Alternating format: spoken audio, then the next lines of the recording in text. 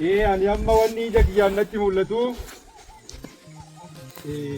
leenjitoota leenjii waraana bilisummaa Oromoo ta'u qofa osoo hin taane dhaloota xiinxeffata, dhaloota adoode, dhaloota gabrummaa waa hundarra balbeetiin jibbe, dhaloota uftaa'aa warra saba isaatiif ta'uudhaaf muratee kutatee hidhachuudhaaf qophii ta'ee, dhaloota qaamaa qalbiidhaan saba isaatiif loluudhaaf bilisummaa saba isaatiif falmachuudhaaf walabummaa biyya isaatiif falmachuudhaaf kutatee muratee lafa kanatti argame dhaloota akka leenca miila lamaa lafa kanarra deemu ka argitee diina isaatiin naasuu hin qabne, ka argitee opereeshinii addaa gaggeessee dhugaa uummata Oromoo barootaaf dhokatte barbaadee arguudhaaf qaamaa qalbiin qophii ta'ee lafa kana jirudha. Warra akkasiitiin natti mul'ata nan sobe warra akkasiitiin dhugaa saba keessanii barbaaduuf jirtu miti, bilisummaa saba keessanii barbaaduuf jirtu miti.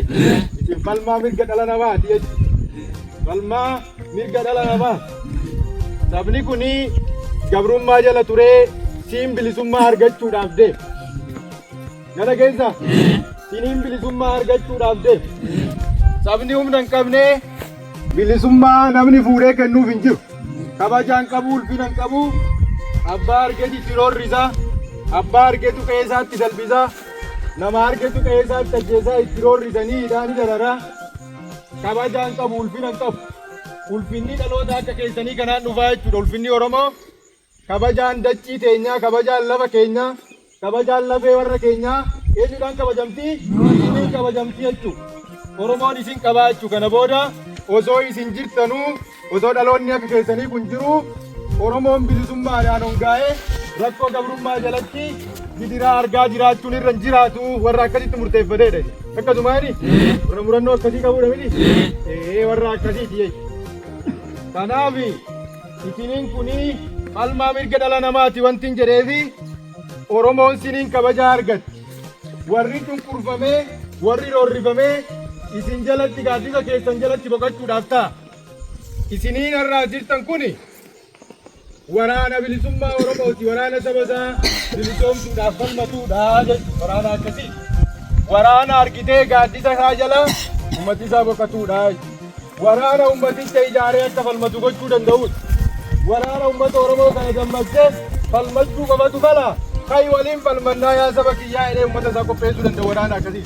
Akkasumaani akkasuma miti ijoo dhaloota akkasiitu natti mul'ata jechuudha. Amma loltanii jiru, leenjii leenjitanii jiru, leenjii waraanummaa leenjitanii jiru. Amma akka itti lolan beeku, akka itti dhugaa micciiramtee ukkaafamtellee harka diinatii malqaxxanii simbaamtan ni beektu jechuudha. Dhaloota akkasiitu hojjetu. Dhaloota akkasiitu hojjetu.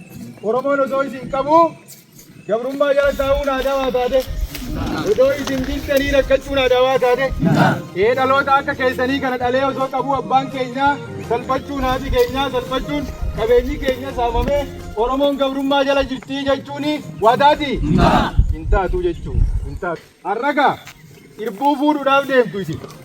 Irbuu guddaa tokko fuudhuudhaaf deemtu. Irbuu sana ni baattuu abdii jedhuun qabu. Irbuun ni ulfaata. Irbuun ba'aa caalaa ulfaata. Irbuun qawwee nuti baannu tana caalaa ulfaata.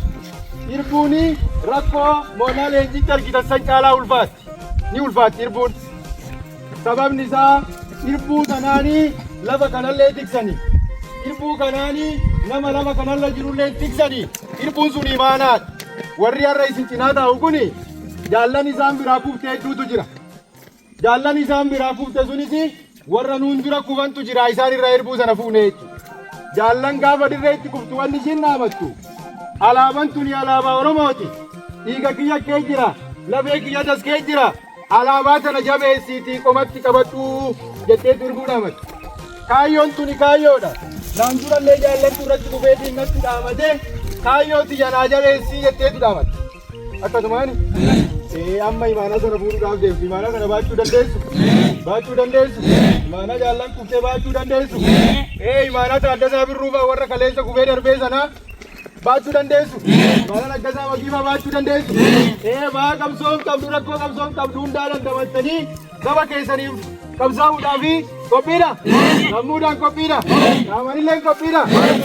Qophiin jiraatee jennaan wanni nu barbaachisa amma Kawwee namni diina kawween ammoo dugda diinarra jira jechuudha sirraa gura. Kaleessa iyyuu 200 moo 300 fuudhaneera. Warrunta keessatti warri leenjii dhaabee kun itti dhuleeti bishaa kana walitti taree kawwee 300 moo 400 guyyaa tokkotti fuudhaneera. Akkatti kawwee hiikkatan barattanii miti.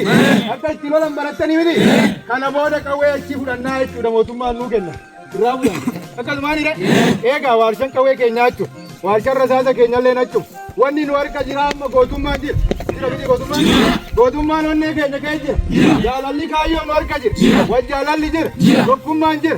Akka itti lolan beeku. Akka itti lolchiisan beeku. Kawwee irraa fudhannaa miti. Kawwee diinarraa fudhannaa jechuudha. Kawwee diinarraa fudhanneetu uummata keenyaa fi ittiin falmannaa jechuudha. Bakka keenyatti uummata keenya immoo ni barsiifan. Ni lolannaa. Gabrummaa jala bahuudhaaf lolachuu qofatu furmaataa. Yoo sana ta'uu baanne kophee diinaa jalatti hafnaa illee uummata keenya mangoonaa ni barsiifannaa jechuudha. Rabbii warra hirbuu baatu sinaa godhu. Warra kaayyoo sana gurmuu bal'aa qabaatee qoma bal'aa qabaatee hirbuu baachuu danda'u rabbiin sinaa godhu. Hirbuu sana namni hundi danda'een baatu gagarii ittiin gubaa gagarii baatee deemuu dadhabeetu jala kufee waliin gangalataa gagarii baatee deemuu dadhabeetu hirbuu sana iyyuu ganaa hin ulfaatti hirbuun. Warra hirbuu baatu warra sammuun isaa jabaa warra gootummaa qabu warra kaleessa laba tanaaf jecha lafee isaanii qabsanii warra dhiiga isaanii laba tanaaf dhangalaasanii hirbuu warra sanaa warra baatu rabbiin sinaa godhu irra deebiidhaanii baqaa guyyaa eebba keessanii guyyaa itti qeerroo bilisummaa Oromoo irraa gara waraana bilisummaa Oromootti jijjiiramtan kana geessanii bakka ittiin nu geessanii jedha.